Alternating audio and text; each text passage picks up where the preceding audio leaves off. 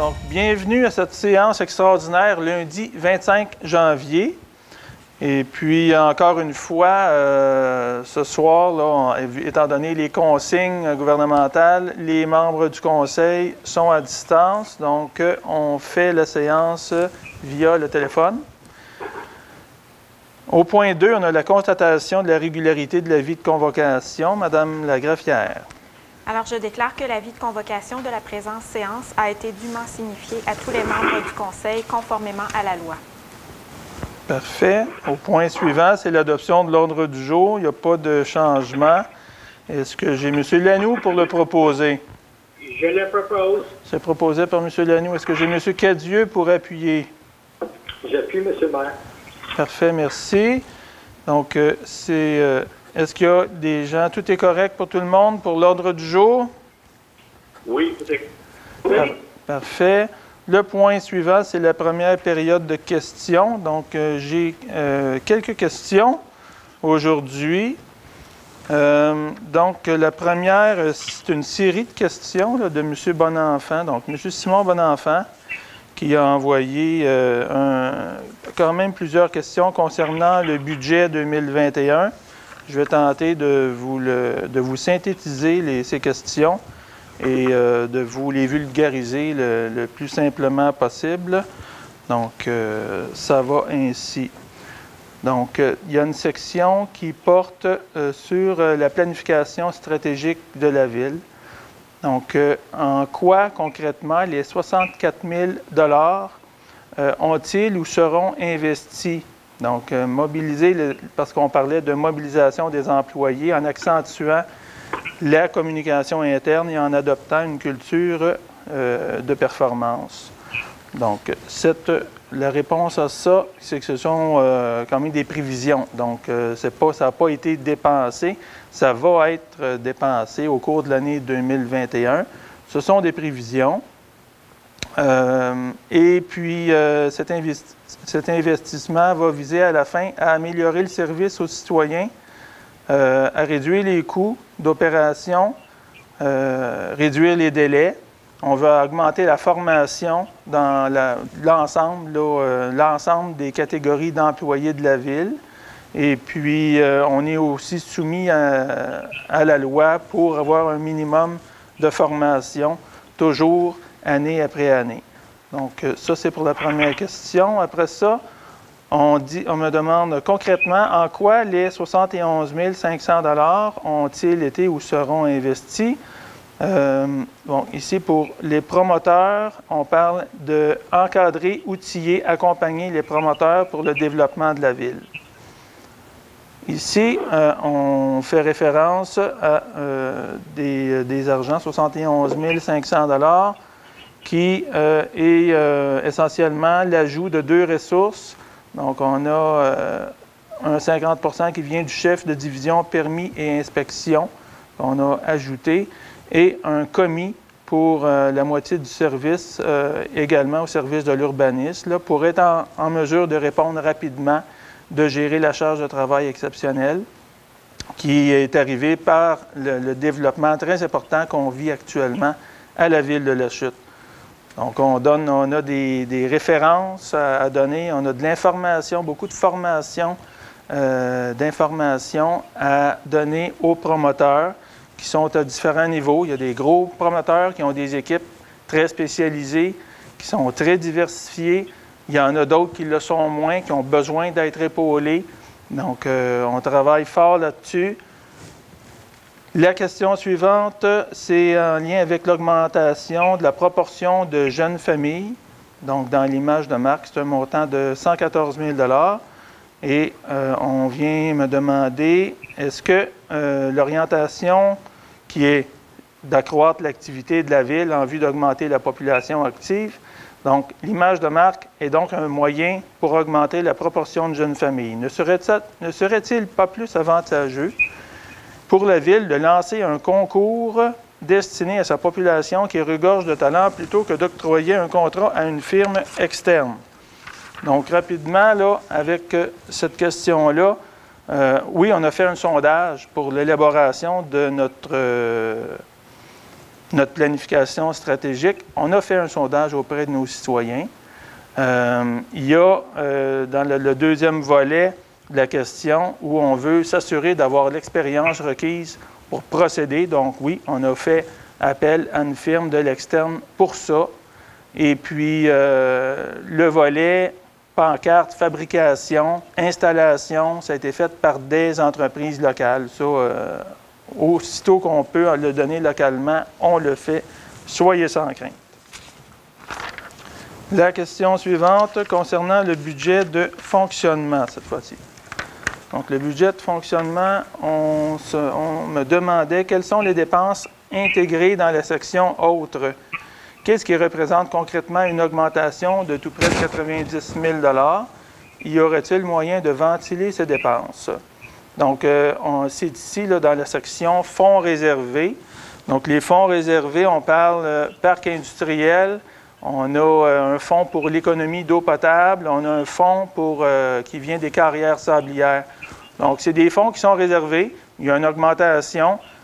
Concrètement, je ne peux pas vous dire exactement, en cours d'année, on va décider où ça va aller. Mais, par exemple, lorsqu'on a des économies d'eau potable, on met en place des mesures de sensibilisation. Carrière sablière, ça peut être des mesures aussi, on ne sait pas combien on va recevoir au cours de l'année, mais on regarde, ça doit être des argents qui sont envoyés dans les secteurs des chemins ruraux. Donc, parc industriel, bien, à ce moment-là, parc industriel, ça peut être plusieurs choses. Ça peut être de l'affichage. Donc, ça peut être de l'affichage au niveau des parcs industriels où on vient réserver les fonds, mais l'augmentation de 90 000, c'est l'augmentation du fonds. Par la suite, on vient me demander le logement social. Donc, le logement social qui représente, selon M. Bonenfant, 0,3 % du budget. Donc, la Chute étant l'une des villes les plus pauvres au Canada, j'aimerais connaître la situation de la ville par rapport à la moyenne provinciale pour les logements sociaux. Donc, en gros, là, on dépense pour la ville de la Chute, avec les habitations à loyer modique, on dépense autour de 125 000 $, bon an, mal an, qui correspond au 10 % qui est attribuable au volet local, l'autre 90 % du manque à gagner des loyers, et c'est une contribution des paliers gouvernementaux, fédéraux et provinciaux.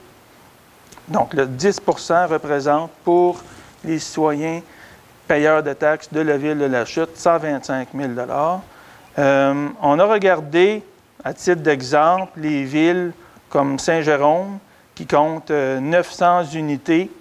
Donc, au prorata de la population, ça leur donne 11 unités pour chaque 1000 habitants de logements de tout type. Donc, à la Chute, donc on a regardé le Mirabel qui compte autour de 1,6 unités pour 1000 habitants. On a la ville, par la suite, est-ce qu'on a regardé d'autres villes? Saint-André. Saint-André qui a 5 unités pour chaque 1000 habitants avec son HLM de 15. Donc, à la Chute, avec 297 logements pour une population avoisinant les 14 000 habitants maintenant. Donc, on est à 21,7 unités pour chaque 1000 habitants. Donc, ce qui nous place quand même dans les rangs les plus élevés au Québec. Par la suite, on me demande, c'est au niveau de l'administration qu'il y aura une augmentation de 780 000 $. Donc, on me demande quelles sont les raisons qui proposent une telle augmentation. On me demande de ventiler. Donc, ici, on parle en gros, il y a le rôle d'évaluation qui arrive au cours de la prochaine année. Donc, le rôle d'évaluation, juste ça, c'est tout près de 330 000 $. Il y a les élections municipales qui auront lieu en 2021, où il y a un montant de 120 000 $. Et le restant, c'est la hausse des salaires. La question suivante, c'est, on a dit que la Ville de la Chute choisit l'approche du gel de taxes pour passer à travers la crise qui prévaut actuellement au niveau de la pandémie. Croyez-vous que cette stratégie est suffisante pour offrir le soutien nécessaire aux gens vulnérables? Donc, on dit, entre parenthèses, les personnes qui sont en situation précaire sont rarement des propriétaires, ce qui implique qu'ils ne pourront pas bénéficier directement de cette mesure. Donc, c'est sûr que s'il y a moins de frais, donc par la bande, les gens qui sont locataires vont bénéficier de cette mesure-là. Donc, les gens qui sont propriétaires de multilogements ont également un congé de taxes. Donc, ça permet aux propriétaires de logements locatifs d'arriver et de ne pas avoir d'augmentation de taxes, pas en lien avec, ils ne peuvent pas justifier avec l'augmentation des taxes municipales, en tout cas. Les mesures qui ont été prises pour les gens vulnérables. Donc, il y en a quand même plusieurs. Il y en a quelques-unes qui sont d'ordre plus de la ville de La Chute. Il y en a quelques-unes qui sont d'ordre plus régional avec la MRC, dont la ville de La Chute contribue pour autour des 35 %. On peut mentionner le centre de pédiatrie sociale où la MRC contribue. La ville de La Chute contribue également. Il y a la maison de la famille où les deux entités contribuent pour le loyer de la maison de la famille. Les travailleurs sociaux aux habitations modiques sont une contribution de la ville de La Chute. On peut parler du centre d'entraide d'Argenteuil, des contributions et pour La Chute, pour la Guignolée et qui vient de la MRC pour les autres mois de l'année. Il y a pour aider les gens qui sont dans une situation précaire, il y a le service de développement économique aussi qui arrive avec plusieurs mesures. J'en profite pour lancer le message qu'il y a des programmes, les gens au service de développement économique de la MRC, c'est le bras droit au niveau du développement économique pour la ville de La Chute. Il y a des programmes qui sont là. Il y a également, on peut vous épauler pour vous aider à travers des programmes qui sont là, qui proviennent du gouvernement fédéral. On peut vous aider là-dedans. Donc, il y a de plus en plus, avec les semaines qui arrivent, on va voir là, qu'il va y avoir certaines difficultés financières arriver. N'hésitez pas à appeler au service de développement économique de la MRC d'Argenteuil. On va vous aider, on a des gens qui sont là pour ça. Plus concrètement, au niveau scolaire, il y a eu des mesures qui ont été mises de l'avant dès le printemps, donc dès les premières semaines où on s'est aperçu qu'il y avait des problématiques. J'ai travaillé à mettre en place personnellement un programme cet été pour que des cours de rattrapage d'été soient faits à La Chute dans les deux commissions scolaires ou deux centres de services scolaires plutôt. Donc, dans les deux cas, les jeunes de La Chute et d'Argenteuil ont été en mesure de suivre des cours ici à La Chute. Donc, même s'il n'y avait pas, si c'était des cours à distance, bien, il y avait des salles d'ordinateurs à leur disposition. Ce que ça permet également, c'est la rétention. Donc, on voulait assurément, dans le contexte actuel, que les jeunes puissent terminer et passer, ne pas perdre de temps à cause de la pandémie, à cause du contexte. Et puis, il y a le côté rétention à l'école où on a mis de l'avant en même temps un projet pour permettre aux jeunes qui avaient des cours de rattrapage estival à prendre des ententes avec leur employeur, l'étudiant et la MRC d'Argenteuil qui venait combler financièrement le manque à gagner pour les heures que l'étudiant allait pour terminer ses études pendant les semaines d'été. Donc, on est venu combler financièrement ce manque à gagner-là. Ça, c'est des exemples très concrets de ce qui a été fait dans les derniers mois pour pallier à la situation dans la région. Donc, auparavant, les gens, au niveau des cours d'été, avaient à aller à l'extérieur. C'était à Saint-Jérôme ou à Laval, dans le cas du centre de services anglophone, c'était à Laval. Donc, c'est pas à pas. Par la suite, on m'a demandé dans la section budget d'investissement. Il y a un montant de 600 000 $ qui est prévu pour les fenêtres et la toiture de la nouvelle bibliothèque. Dans le contexte actuel de pandémie est-ce que ces décisions budgétaires ont été prises en fonction de la situation particulière ou est-ce qu'on aurait pu remettre cette dépense-là? Est-ce que ces rénovations-là sont d'une nécessité absolue pour l'année 2021? La réponse, c'est oui. Donc, la réponse, là, oui, c'est une nécessité qu'on fasse ça dès 2021. Donc, c'est pour protéger. Hein, il y a l'eau coule à l'intérieur, donc pour protéger, pour pas que ça nous coûte plus cher plus tard. Donc, ça doit absolument être réalisé sous peu. Et puis, l'argent n'est pas dépensé entièrement en 2021. Donc, c'est des dépenses qui sont amorties sur plusieurs années quand même. Là. La plupart du temps, ce type d'investissement-là est amorti sur 20 ans, la durée de vie de l'actif, en fait. Par la suite, il y avait une autre question en lien avec la maison de la famille. Donc, la maison de la famille où on me demande, avec le 130 000 du gouvernement du Québec pour soutenir la mission qui a été octroyée dernièrement. Donc, on en est très fiers en passant, parce qu'il y a eu beaucoup de travail qui a été fait pour en arriver là. Moi-même, j'ai été présent lors des rencontres avec le ministre de la Famille, M. Lacombe, quand il est venu à la chute au cours de l'année dernière. Donc, on a revendiqué auprès des différents paliers gouvernementaux. Madame la députée également l'a fait. Donc, il y a un 130 000 qui a été obtenu par la Maison de la Famille de façon récurrente. Donc, la question, c'était est-ce que la Ville de la Chute va poursuivre son soutien financier à cet organisme? Donc, le soutien financier, tel que je le mentionnais tantôt, c'est un 15 000 qui est payé par la Ville de la Chute et 15 000 qui est payé par la MRC pour payer le loyer. Donc, la Maison de la Famille, les locaux sont en avant du McDonald's, au deuxième étage, au coin de Catherine et Béthanie. Et puis, ils partagent, c'est le cas de dire, ils partagent les locaux avec l'organisme Café Partage, qui est organisé par Michel Pilote. Et puis, donc, la portion loyer de la Maison d'Argenteuil est soutenue et assumée par la Ville de la Chute à part égale et par la MRC d'Argenteuil depuis plusieurs années. Donc, pour l'instant, la décision qui a été prise par la Ville, c'est de poursuivre.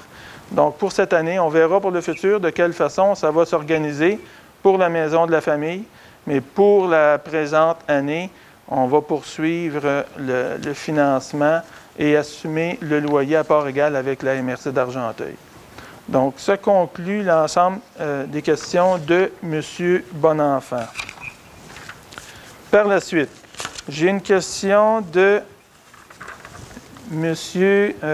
Thomas. Donc, en anglais, j'y vais comme suit. I would like to know why the information regarding the city's COVID-19 measures and available winter activities are not available in English. I've seen ads from the city in French, but none in English. Considering the sanitary urgency, I feel that all messages should be given in both languages. Donc, M.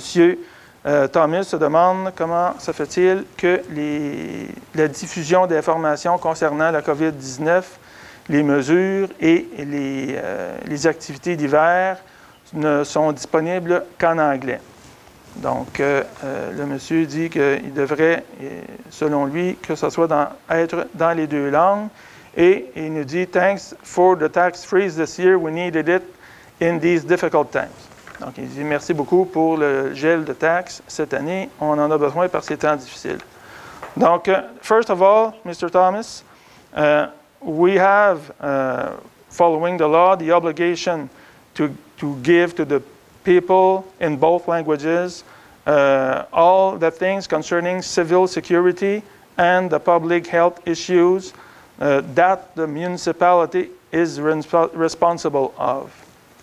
Secondly, the activities and the access to the municipal buildings are not included in those obligations. However, we did it anyway, so it's in the tab when you go on our website. you go in the tab Important Notice, and you can go visit the English section from that tab. And concerning the outside information boards that you see, they are bilingual concerning the clinic test of the COVID-19. So the boards are bilingual, and everything that concerns the Quebec government with the health minister, those are bilingual too. So you have to go on our website to find all the details in English. So, comme j'ai dit à Monsieur Thomas, les informations en anglais, on a des règles à respecter au niveau de la ville. On n'est pas une ville qui est reconnue de façon officielle comme étant bilingue, comme la municipalité de Gore ou de Harrington, mais on a des obligations au niveau de la sécurité civile et tout ce qui a trait à la santé publique. Donc, les activités et toutes les mesures concernant l'accès aux bâtiments publics de la ville ne sont pas inclus dans les obligations. Toutefois, tel que je l'ai mentionné en anglais, on l'a mis dans notre website, website, hein, un petit blanc, site web. Donc, dans notre site web, on a les informations en anglais sous l'onglet Important Notice.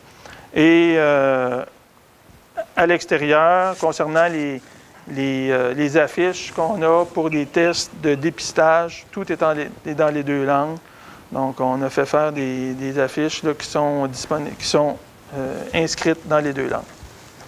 Par la suite, j'ai une question de Mme Gauthier qui me pose la question concernant le dossier du directeur général.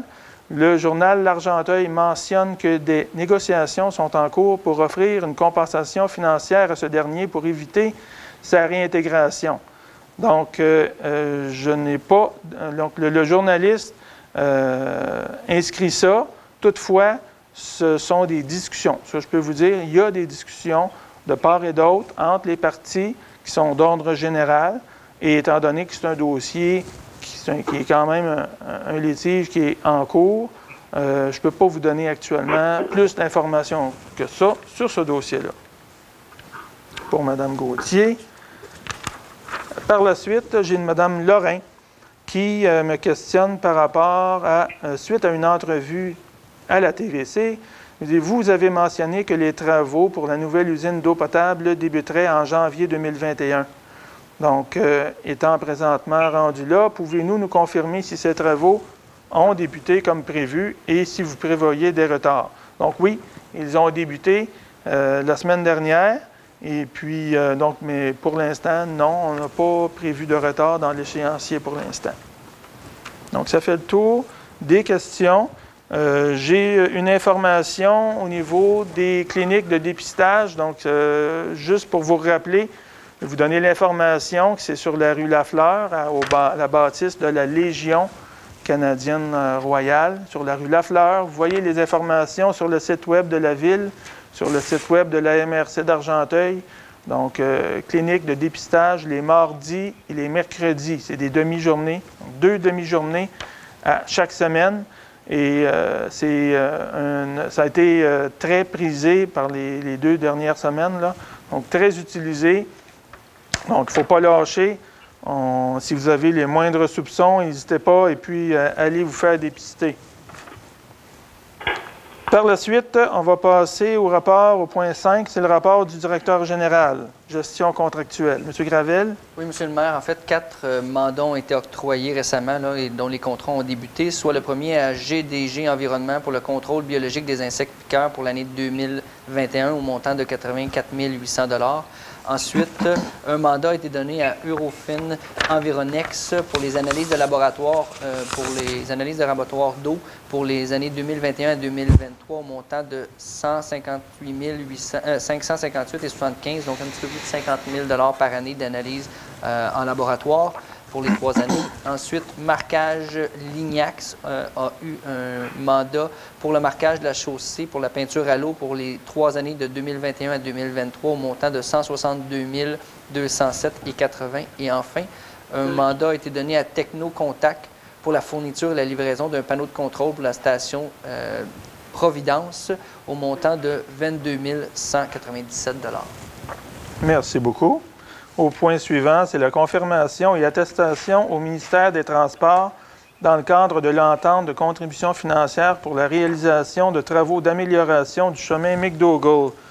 Donc, il faut ici confirmer que le coût réel s'élève à 219 838,74 avec taxe nette et il faut attester que ces travaux sont terminés, le tout dans le cadre de l'entente de contribution financière pour les travaux d'amélioration du chemin McDougall. Donc, c'est une technicalité qui est exigée par le ministère des Transports. Est-ce que j'ai monsieur ou Mme Desforges pour le proposer?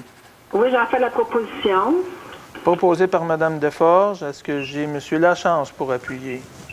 J'appuie, M. le maire. C'est appuyé par M. Lachance. Tout le monde d'accord? Oui. Oui. Par la suite, le point 7, c'est un règlement modifiant le règlement 2020-830, décrétant un emprunt et une dépense de 838 000 pour l'achat d'un camion autopompe neuf pour la direction sécurité incendie, afin d'en augmenter l'emprunt et la dépense à 1 032 500 $. Donc, ce que je peux vous dire là-dessus, les prix augmentent, les délais d'attente avant l'obtention de l'actif du camion augmentent. Donc, on passe de 8 mois à 14 mois d'attente. Il y a donc, c'est plus long. Les coûts au niveau des ressources humaines, il y a des enjeux c'est des fabricants américains, les camions de pompiers. Donc, on a des délais et puis ça rajoute au prix. Donc, on n'a pas le choix. Ça rajoute les mois d'attente. On est toujours pour acheter des nouveaux camions. On attend que les autres ne soient plus conformes. Donc, on n'a pas de temps à attendre pour aller de l'avant. Donc, il y a une augmentation.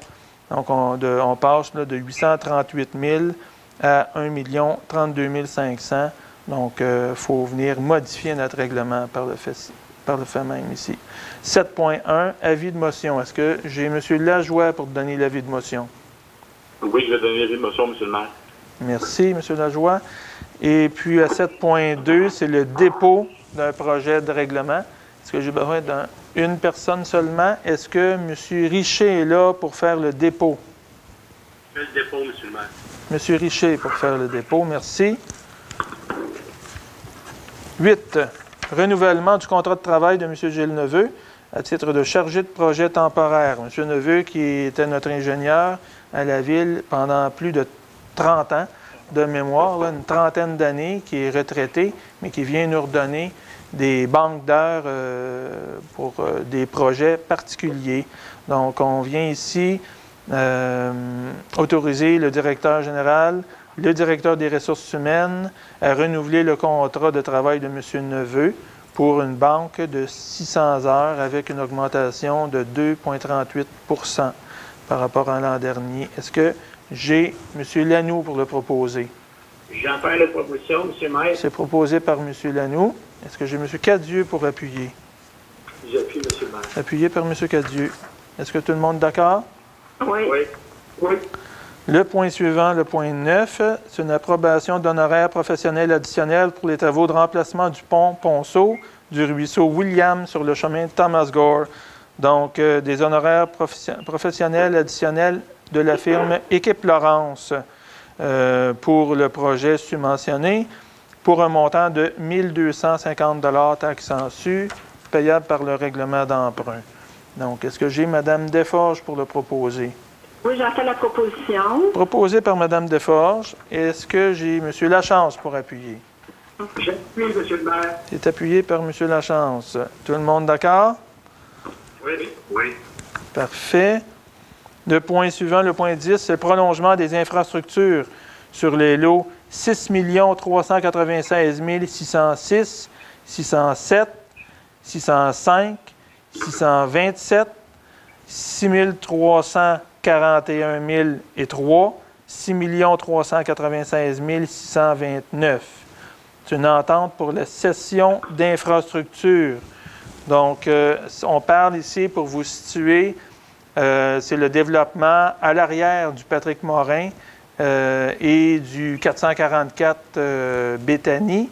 Donc, on a une rue qui va démarrer à côté, justement, là, du 444, la station d'essence. C'est Couche-Tard qui est là. Donc, juste à côté de la station d'essence Couche-Tard, on va rejoindre la rue Baron qui va, elle, être extensionnée vers le sud. Donc, par le fait même, on vient prolonger les infrastructures.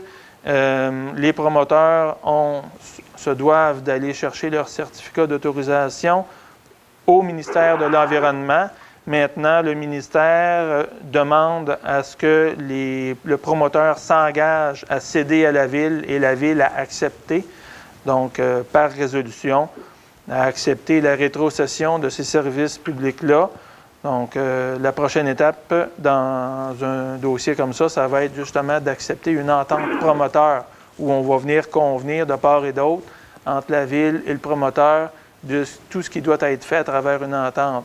Qui est responsable, de quelle dimension, de quelle façon on fait, que ce soit les luminaires, les bordures, les trottoirs, tout ce qui a trait à ce développement-là. Donc, on vient ici faire cette résolution-là dans cet esprit-là. Donc, au point 10, ça me prendrait un proposeur. Est-ce que j'ai M. Lajoie pour le proposer? Je vais le proposer, M. le maire. C'est proposé par M. Lajoie. Est-ce que j'ai M. Richer pour appuyer?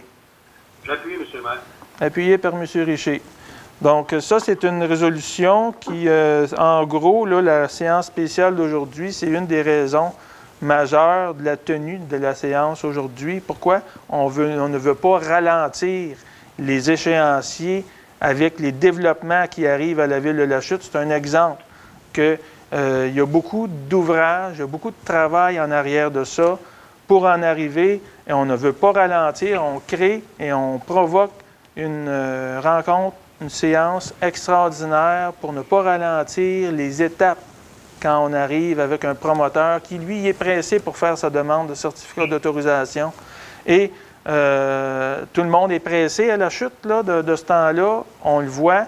Ça a sorti aussi dans les journaux. Il y a des périodiques, des journaux d'information où on a eu des récentes informations à l'effet que dans les derniers 3 mois de l'année 2020, eh bien, la ville de La Chute a eu une augmentation très significative par rapport aux 3 derniers mois de l'année précédente, 2019.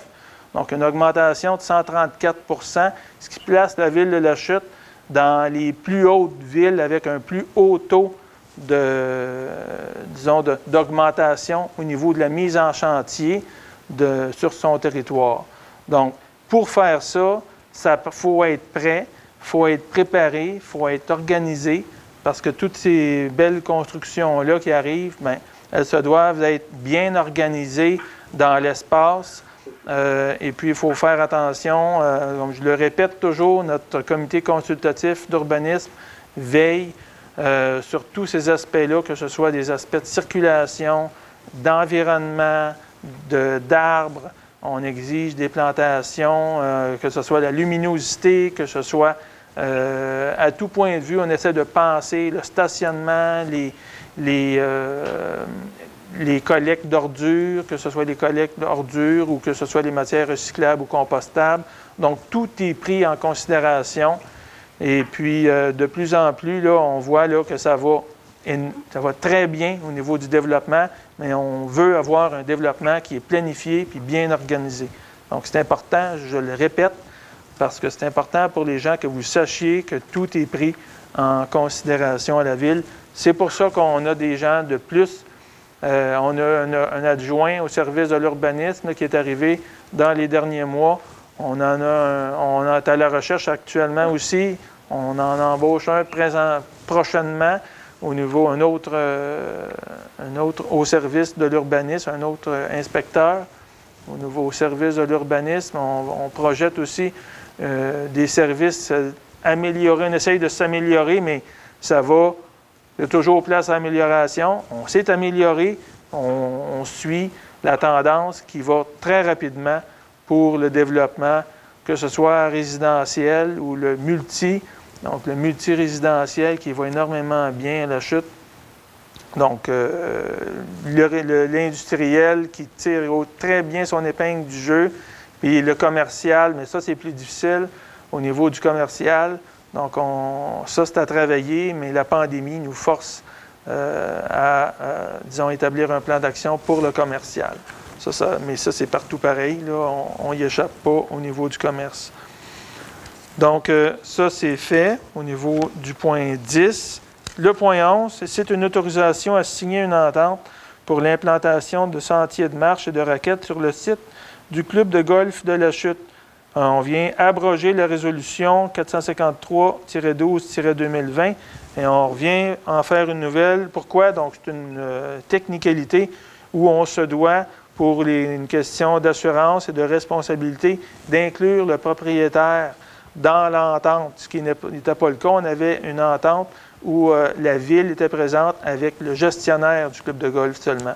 Donc, on vient inclure le nom du propriétaire du club de golf et on garde tout à fait la même entente et puis on se doit d'abroger, donc de canceller l'ancienne résolution et de refaire une nouvelle.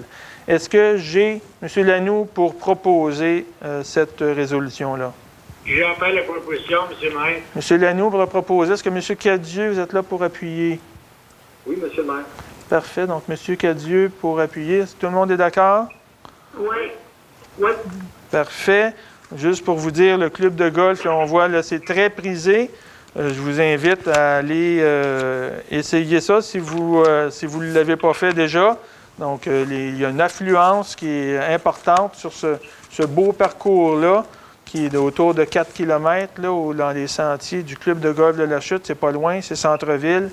Avec le contexte actuel de pandémie, je vous suggère d'y aller faire un tour, prendre une belle marche, amener votre pitou. Ça peut être une belle occasion également. Puis, avec les temps froids qu'il y a eu dernièrement, bien, je vous invite aussi à utiliser nos patinoires, nos patinoires extérieures qui vont avoir, je pense que là, ils vont avoir pas mal d'allure. Et puis, la belle patinoire au Parc Baron, entre autres, là, je pense qu'au Parc Ayers, Parc Baron. Donc, mettez vos patins, il fait un peu frisquet, mais je pense que ça va à peine. On a de la belle qualité de glace avec les températures et c'est des belles activités à faire par les temps qui courent. Donc, j'ai passé à travers les questions à la première période. On est rendu à la levée de la séance au point 13. Est-ce que j'ai Mme Desforges pour le proposer? J'entends la proposition. Mme Desforges pour proposer la levée de la séance. Est-ce que j'ai M. Lachance pour appuyer? J'appuie, M. le maire. Appuyé par M. Lachance. Donc, là-dessus, je vous remercie et je vous souhaite à la semaine prochaine. On va voir la séance régulière du mois de février. Bonne soirée.